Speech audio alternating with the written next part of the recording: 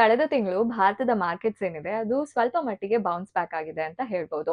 Nifty 50 ಆಗಿರ್ಬೋದು, ಸೆನ್ಸೆಕ್ಸ್ ಆಗಿರ್ಬೋದು almost ಕಳೆದ ತಿಂಗಳು 3% ಜಾಸ್ತಿನೇ ಆಗಿದೆ. ಬಟ್ ಆದ್ರೆ 1 ಇಯರ್ ತಗೊಂಡ್ರೆ ನಾವು ಅದ್ರೊಳಗೆ ಹೆವಿ ಕರೆಕ್ಷನ್ಸ್ ಆಗಿದೆ ಅಲ್ವಾ? ಸೊ ಹಾಗೆ ಕೆಲವು ಕಂಪನಿಗಳು ಆಲ್ಮೋಸ್ಟ್ ತಮ್ಮ 52 ವೀಕ್ ಹೈ ಏನಿದೆ ಅದಕ್ಕಿನ್ನ 57% ಡಿಸ್ಕೌಂಟ್ ಅಲ್ಲಿ ಟ್ರೇಡ್ ಆಗ್ತಾ ಇದಾವೆ. ಬಟ್ ಈ ಕಂಪನೀಸ್ಗಳೆಲ್ಲ ಇನ್ನ ಮೇಲ್ ಹೋಗುತ್ತೆ ಅಂತ ಏನಿಲ್ಲ. ಅಂದ್ರೆ ಇದರ ಸ್ಟಾಕ್ ಪ್ರೈಸಸ್ ಇನ್ನ ಕೆಳಗೂ ಕೂಡ ಹೋಗ್ಬೋದು. ಸೊ ನಾವ್ ಯಾವ್ದೇ ಸ್ಟಾಕ್ ಮೇಲೆ ಇನ್ವೆಸ್ಟ್ ಮಾಡ್ಬೇಕು ಅಂದಾಗ ಕೇವಲ ಡಿಸ್ಕೌಂಟ್ ನ ನೋಡ್ಬಾರ್ದು. ಬಟ್ ಆದ್ರೆ ಇದನ್ನ ಅಡಿಷನಲ್ ಟೂಲ್ ಆಗಿ ನಾವು ಬಳಸಬಹುದು. ಹಾಗೆ ನಾವು ಕಂಪನೀಸ್ಗಳನ್ನ ಪಿಕ್ ಮಾಡ್ಬೇಕಾದ್ರೆ ಕೆಲವು ಫಿಲ್ಟರ್ಸ್ ನ ಅಪ್ಲೈ ಮಾಡಿದೀವಿ. ಸೊ ಮಾರ್ಕೆಟ್ ಕ್ಯಾಪಿಟಲ್ ಏನಿದೆ ಅದು 20,000 ಕೋಟಿಗಿನ್ನ ಜಾಸ್ತಿ ಇರಬೇಕು. ROE ಏನಿದೆ ಸೊ ಅದು 15% ಕಿನ್ನ ಜಾಸ್ತಿ ಇರಬೇಕು. ಹಾಗೆ ಲಾಸ್ಟ್ ಇಯರ್ದು ನೆಟ್ ಪ್ರಾಫಿಟ್ ಮಾರ್ಜಿನ್ ತಗೊಂಡ್ರೆ ಅದು 10% ಕಿನ್ನ ಜಾಸ್ತಿ ಇರಬೇಕು. ಹಾಗೆ 5 ಇಯರ್ ಸೇಲ್ಸ್ ಗ್ರೋತ್ CAGR ಏನಿದೆ ಸೊ ಅದು ಕೂಡ 10% ಕಿನ್ನ ಜಾಸ್ತಿ ಇರಬೇಕು. ಹಾಗೆ ಡೆಟ್ ಟು ಈಕ್ವಿಟಿ ಏನಿದೆ ಸೊ ಆ ರೇಷಿಯೋ ಬಂದು 1ಕ್ಕಿಂತ ಕಡಿಮೆ ಇರಬೇಕು. ಸೊ ನಾವು ನಂಬರ್ಸ್ ಎಲ್ಲಾನು 22 ನವೆಂಬರ್ದು ಕನ್ಸಿಡರ್ ಮಾಡಿದೀವಿ.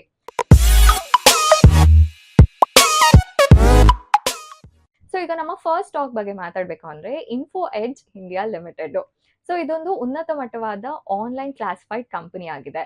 ಸೊ ಇದರ ಪೋರ್ಟ್ಫೋಲಿಯೋ ಅಲ್ಲಿ ಹಲವಾರು ಬ್ರಾಂಡ್ಸ್ ಗಳಿದೆ. ಸೊ ಈ ಬ್ರಾಂಡ್ಸ್ ಗಳಲ್ಲಿ ನೀವು ಕೂಡ ಒಂದಷ್ಟು ಹೆಸರುಗಳನ್ನ ಕೇಳಿರ್ತೀರಾ. ಸೊ Naukri.com ಆನ್ಲೈನ್ ರಿಕ್ರೂಟ್ಮೆಂಟ್ಗೋಸ್ಕರ, 99acres.com ಆನ್ಲೈನ್ ರಿಯಲ್ ಎಸ್ಟೇಟ್ಗೋಸ್ಕರ, ಹಾಗೆ jeevansathi.com ಆನ್ಲೈನ್ ಮ್ಯಾಟ್ರಿಮೋನಿಯಲ್ಗೋಸ್ಕರ, ಹಾಗೆ Shiksha.com ಆನ್ಲೈನ್ ಎಜುಕೇಶನ್ಗೋಸ್ಕರ. ಸೊ ಇನ್ಫೋ ಎಡ್ಜ್ ಒಂದು ಇನ್ವೆಸ್ಟರ್ ಕೂಡ. ಹಲವಾರು ಆನ್ಲೈನ್ ಮತ್ತೆ ಪ್ಲಾಟ್ಫಾರ್ಮ್ ಬೇಸ್ಡ್ ಸ್ಟಾರ್ಟ್ಅಪ್ಸ್ ಏನಿರುತ್ತೆ ಅವುಗಳಲ್ಲಿ ಇದು ಇನ್ವೆಸ್ಟ್ ಮಾಡುತ್ತೆ. ಹಾಗೆ ತಮ್ಮ ಪೋರ್ಟ್ಫೋಲಿಯೋನ ಚೆನ್ನಾಗಿ ಬೆಳೆಸ್ತಿದೆ. ಝೊಮ್ಯಾಟೊ, ಪಾಲಿಸಿ ಬಜಾರ್ ಅಂತಹ ಬ್ರಾಂಡ್ಸ್ ಗಳಲ್ಲಿ ಕೂಡ ಇದು ಇನ್ವೆಸ್ಟ್ ಮಾಡಿದೆ. ಸೊ ಇದರ 52 ವೀಕ್ ಹೈ ತಗೊಂಡ್ರೆ ಸೊ ಆಲ್ಮೋಸ್ಟ್ 37.2% ಡಿಸ್ಕೌಂಟ್ ಅಲ್ಲಿ ಇದು ಕರೆಂಟ್ಲಿ ಟ್ರೇಡ್ ಆಗ್ತಾ ಇದೆ. ಸೊ ಈ ಕಂಪನಿಯ ಸ್ಟ್ರೆಂತ್ಸ್ ಬಗ್ಗೆ ನಾವು ಮಾತಾಡ್ಬೇಕಂದ್ರೆ ಸ್ಟ್ರಾಂಗ್ ಬ್ರ್ಯಾಂಡ್ ರೆಕಗ್ನಿಷನ್ ನ ಇವರು ಹೊಂದಿದ್ದಾರೆ. ಹಾಗೆ ಇದರ ಮಾರ್ಕೆಟ್ ಲೀಡರ್ಶಿಪ್ ಪೊಸಿಷನ್ ಏನಿದೆ ಅದು ಕೂಡ ತುಂಬಾ ಚೆನ್ನಾಗಿದೆ. ಸೊ ಇರೋ ನ್ಯೂ ಸೆಗ್ಮೆಂಟ್ಸ್ ಗೆ ಎಂಟ್ರಿ ಆಗ್ಬೇಕಾದ್ರೆ ಇದನ್ನ ಬಳಸ್ಕೊಂತಾರೆ ಕೂಡ. ಹಾಗೆ ಇವರ ರೆವಿನ್ಯೂ ಮಾಡೆಲ್ ಏನಿದೆ ಅದು ಡೈವರ್ಸಿಫೈಡ್ ಮಾಡೆಲ್ ಆಗಿದೆ. ಸೊ ಇದರಿಂದ ಇವ್ರಿಗೆ ಒಂದು ಎಡ್ಜ್ ಕೂಡ ಸಿಗುತ್ತೆ. ಸೊ ಇನ್ನ ಇವರ ಡೀಲರ್ ನೆಟ್ವರ್ಕ್ ನಾವು ನೋಡ್ಬೇಕಂದ್ರೆ ಸೊ ಅದು ತುಂಬಾನೇ ಚೆನ್ನಾಗಿದೆ. ಸೊ ಆದ್ರಿಂದ ಕಾಂಪಿಟೇಟರ್ ಚಾಲೆಂಜಸ್ ಏನಿದೆ ಸೊ ಅದನ್ನ ಕೂಡ ಇವರು ಓವರ್ಕಮ್ ಮಾಡ್ತಿದ್ದಾರೆ. ಹಾಗೆ ಸುಪೀರಿಯರ್ ಕಸ್ಟಮರ್ ಸರ್ವಿಸಸ್ ನ ಕೂಡ ಇವರು ನೀಡ್ತಿದ್ದಾರೆ. ಬಟ್ ಏನಂದ್ರೆ ಈ ಬಿಸ್ನೆಸ್ ಮಾಡೆಲ್ಸ್ ಏನಿದೆ ಸೊ ಇದನ್ನ ಈಸಿಯಾಗಿ ಕಾಪಿ ಮಾಡ್ಬೋದು. ಸೊ ಆದ್ರಿಂದ ಕಾಂಪಿಟೇಷನ್ ತುಂಬಾನೇ ಜಾಸ್ತಿ ಆಗ್ತಾ ಇದೆ. ಸೊ ಆನ್ಲೈನ್ ರಿಯಲ್ ಎಸ್ಟೇಟ್ ಆಗಿರ್ಬೋದು, ಆನ್ಲೈನ್ ಮ್ಯಾಟ್ರಿಮೋನಿಯಲ್ ಪ್ಲಾಟ್ಫಾರ್ಮ್ಸ್ ಆಗಿರ್ಬೋದು, ಸೊ ಇವುಗಳಲ್ಲಿ ಆಲ್ರೆಡಿ ಹಲವಾರು ಪ್ಲೇಯರ್ಸ್ ಎಂಟ್ರಿ ಕೊಟ್ಟಿದ್ದಾರೆ. ಸೊ ಇದರ ಕಾಂಪಿಟೇಷನ್ ಇಂದ ಇಂಪ್ಯಾಕ್ಟ್ ಏನಿದೆ ಅದು ಆಲ್ರೆಡಿ 99acres ಮತ್ತೆ jeevansathi.com ನ ರೆವಿನ್ಯೂ ಮತ್ತೆ ಮಾರ್ಜಿನ್ಸ್ ಅಲ್ಲಿ ಆಲ್ರೆಡಿ ಇಂಪ್ಯಾಕ್ಟ್ ಕಾಣಿಸ್ತಿದೆ. ಸೊ ಈಗ ನಾವು ಈ ಕಂಪನಿಯ ಟೆಕ್ನಿಕಲ್ ಮತ್ತೆ ಫೈನಾನ್ಷಿಯಲ್ ಇಂಡಿಕೇಟರ್ಸ್ ಬಗ್ಗೆ ತಿಳ್ಕೊಳ್ಳೋಣ. ಇದರ current market price 3,853.6, TE 16.71, debt to equity 0.01, 5 year sales CAGR percentage 12.35, ROE percentage 21.83, 1 year returns percentage -35.73, 5 year CAGR returns percentage 22.29, 200 DMA 4,251.17, RSI 14 45.5. So ನಮ್ಮ ನೆಕ್ಸ್ಟ್ ಸ್ಟಾಕ್ ಬಂದು doctor Lal path labs. So ಇದು ಭಾರತದ leading health care brands ಗಳಲ್ಲಿ ಇದು ಕೂಡ ಒಂದು. So ಇದು diagnostic services ಮತ್ತೆ ಹೆಲ್ತ್ ಕೇರ್ ಟೆಸ್ಟ್ ಮತ್ತೆ ಸರ್ವಿಸಸ್ ಗಳನ್ನ ಕನ್ಸ್ಯೂಮರ್ಸ್ ಗೆ ಪ್ರೊವೈಡ್ ಮಾಡುತ್ತೆ. ಹಾಗೆ ಭಾರತದ ಇಡೀ ಇದು ಇಂಟಿಗ್ರೇಟೆಡ್ ನೆಟ್ವರ್ಕ್ ನ ಹೊಂದಿದೆ. ಸೊ ಹಾಗೆ ಇದು ಕೇವಲ ಇಂಡಿವಿಜುವಲ್ ಪೇಷಂಟ್ಸ್ಗೆ ಅಲ್ಲ, ಹಾಸ್ಪಿಟಲ್ಸ್ಗೆ ಮತ್ತೆ ಹೆಲ್ತ್ ಕೇರ್ ಪ್ರೊವೈಡರ್ಸ್ಗೆ ಹಾಗೆ ಕಾರ್ಪೊರೇಟ್ಸ್ಗೆ ಕೂಡ ತಮ್ಮ ಸರ್ವಿಸಸ್ ನ ನೀಡುತ್ತೆ. ಸೊ ಇಡೀ ಭಾರತದಲ್ಲಿ ಇದರ ಆಪರೇಷನ್ಸ್ ಇದ್ರೂ ಕೂಡ ಇದರ ಮೇಜರ್ ರೆವಿನ್ಯೂ ಬರೋದು ನಾರ್ತ್ ಇಂಡಿಯಾ ಇಂದ. ಸೊ ಈ ಕಂಪನಿ ತನ್ನ 52 ವೀಕ್ ಹೈ ತಗೊಂಡ್ರೆ ಸೊ ಅದಕ್ಕಿಂತ ಆಲ್ಮೋಸ್ಟ್ 38.2% ಡಿಸ್ಕೌಂಟ್ ಅಲ್ಲಿ ಇದು ಟ್ರೇಡ್ ಆಗ್ತಾ ಇದೆ. ಸೊ ಹಾಗೆ ಇದರ ಸ್ಟ್ರೆಂತ್ಸ್ ಬಗ್ಗೆ ಮಾತಾಡ್ಬೇಕಂದ್ರೆ ಇದು ಫೈನಾನ್ಷಿಯಲ್ ರಿಸ್ಕ್ ಪ್ರೊಫೈಲ್ ಏನಿದೆ ಅದು ತುಂಬಾನೇ ಚೆನ್ನಾಗಿದೆ. ಸೊ ಹೇಗೆ ಅಂತಂದ್ರೆ ಸೊ ಕ್ಯಾಶ್ ರಿಸರ್ವ್ಸ್ ತುಂಬಾನೇ ಸಫಿಶಿಯಂಟ್ ಇದೆ. ಸೊ ಇದರಿಂದ ಅವರು ಕ್ಯಾಪಿಟಲ್ ಎಕ್ಸ್ಪೆಂಡಿಚರ್ ನ ಸ್ಪೆಂಡ್ ಮಾಡ್ತಾರೆ. ಸೊ ಆದ್ರಿಂದ ಡೆಟ್ ಫಂಡಿಂಗ್ ಗೆ ಅವರು ಹೋಗೋ ಅವಶ್ಯಕತೆನೇ ಇಲ್ಲ. ಸೊ ಅದರಿಂದ ಏನಾಗುತ್ತೆ ಅಂದ್ರೆ ಇಂಟ್ರೆಸ್ಟ್ ಕಾಸ್ಟ್ ಏನಿದೆ ಅದು ತುಂಬಾನೇ ಸೇವ್ ಆಗುತ್ತೆ. ಸೊ ಹಾಗೆ ಈ ಕಂಪನಿ ಕಳೆದ 3 ವರ್ಷದಿಂದ 20% CAGR ರೇಟ್ ಅಲ್ಲಿ ಪ್ರಾಫಿಟ್ ಬೆಳೀತಾ ಇದೆ. ಸೊ ಹಾಗೆ ನಾವು ಕಳೆದ 10 ವರ್ಷ ತಗೊಂಡ್ರೆ 23% CAGR ರೇಟ್ ಅಲ್ಲಿ ಗ್ರೋ ಆಗ್ತಾ ಇದೆ. ಸೊ ಆದ್ರಿಂದ ಇದು ಸ್ಟ್ರಾಂಗ್ ಗ್ರೋತ್ ಟ್ರೆಜೆಕ್ಟ್ರಿನ ನಮಗೆ ತೋರಿಸ್ತಾ ಇದೆ. ಸೊ ಈ ಕಂಪನಿಯ ವೀಕ್ನೆಸಸ್ ಬಗ್ಗೆ ನಾವು ಮಾತಾಡ್ಬೇಕಂದ್ರೆ ತುಂಬಾ ದೊಡ್ಡ ಕಾಂಪಿಟೇಷನ್ ಈ ಇಂಡಸ್ಟ್ರಿಯಲ್ಲಿ ನಡೀತಿದೆ.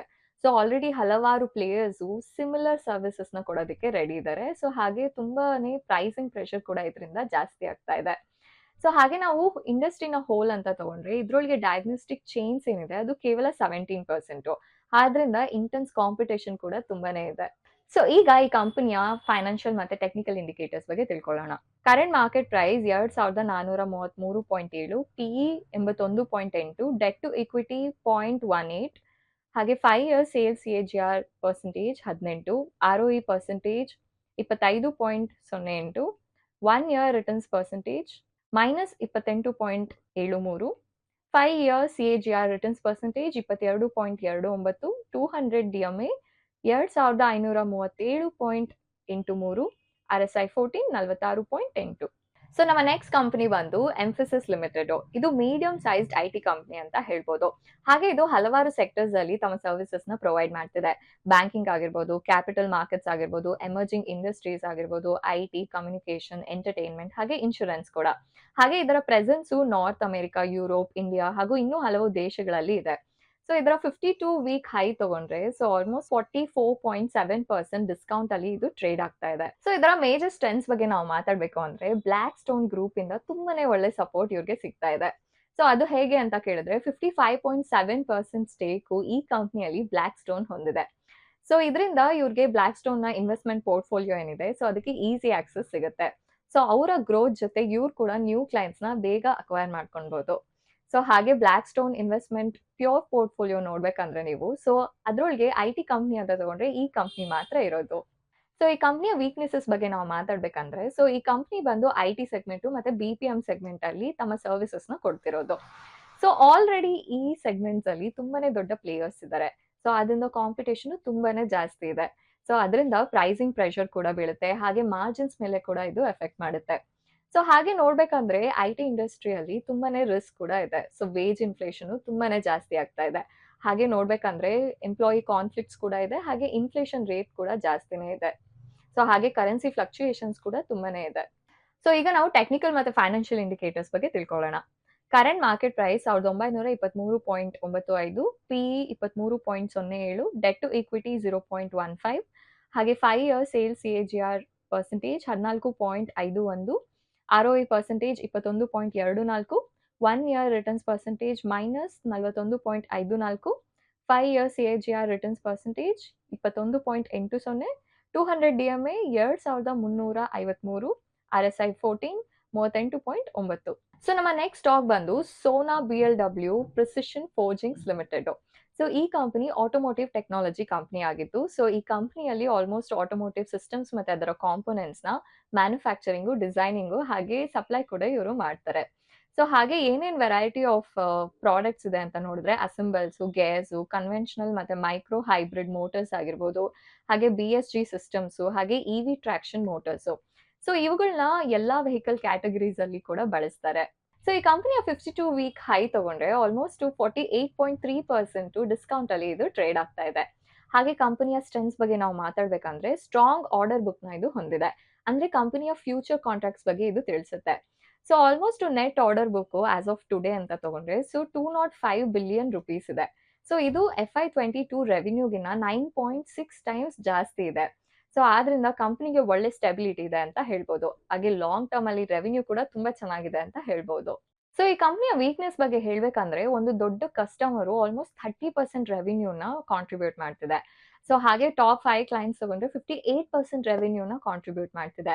ಸೊ ಯಾವುದೇ ಒಂದ್ ಕ್ಲೈಂಟ್ ಗುಡ್ ಬೈ ಹೇಳಿದ್ರು ಕಂಪನಿಗೆ ತುಂಬಾನೇ ಪ್ರಾಬ್ಲಮ್ಸ್ ಶುರು ಆಗುತ್ತೆ.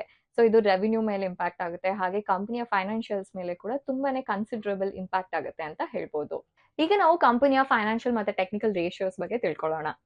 Current market price 436.05, PE 73, debt to equity 0.12, ಹಾಗೆ 5 year sales CAGR percentage 30.96, ROE percentage 20.61, 1 year returns percentage -40.97, ಹಾಗೆ 200 ಡಿಎಂಎ 537.85, ಹಾಗೆ RSI 14 27.3. ಸೊ ನಾವು ಕೊಟ್ಟ ಮಾಹಿತಿ ನಿಮ್ಗೆ ಇಷ್ಟ ಆಗಿದೆ ಅಂತ ಅನ್ಕೊಂತೀನಿ. 52 ವೀಕ್ ಹೈ ಏನಿದೆ, ಸೊ ಅದಕ್ಕಿಂತ ಕಂಪೇರ್ ಮಾಡಿದ್ರೆ ಡಿಸ್ಕೌಂಟ್ ಅಲ್ಲಿ ಟ್ರೇಡ್ ಆಗ್ತಿರುವಂತ ಸ್ಟಾಕ್ಸ್ ಬಗ್ಗೆ ನಾವಿವತ್ತು ಡಿಸ್ಕಸ್ ಮಾಡಿದ್ದು. ಹಾಗೆ ಇಷ್ಟ ಆದಲ್ಲಿ ನೀವು ಲೈಕ್ ಮಾಡಿ ಹಾಗೆ ಶೇರ್ ಮಾಡಿ. ಗ್ರೋ ಕನ್ನಡ ಚಾನಲ್ಗೆ ಇನ್ನ ಸಬ್ಸ್ಕ್ರೈಬ್ ಆಗಿಲ್ಲ ಅಂದ್ರೆ ಈಗಲೇ ಸಬ್ಸ್ಕ್ರೈಬ್ ಆಗಿ. ಹಾಗೆ ಇನ್ಸ್ಟಾಗ್ರಾಮ್ ಮತ್ತೆ ಫೇಸ್ಬುಕ್ ಪೇಜಸ್ ನ ಕೂಡ ನೀವು ಫಾಲೋ ಮಾಡಬಹುದು. ಹಾಗೆ ಈ ವಿಡಿಯೋ ಕೇವಲ ಎಜುಕೇಶನ್ ಪರ್ಪಸ್ಗೆ ಮಾತ್ರ, ಯಾವುದೇ ಬೈ ಅಂಡ್ ಸೆಲ್ ರೆಕಮೆಂಡೇಶನ್ ಇಲ್ಲ. ಹಾಗೆ ನಿಮ್ಮ ಓನ್ ರಿಸರ್ಚ್ ನ ನೀವು ಮಾಡೋದನ್ನ ಮರಿಬೇಡಿ. ಧನ್ಯವಾದಗಳು.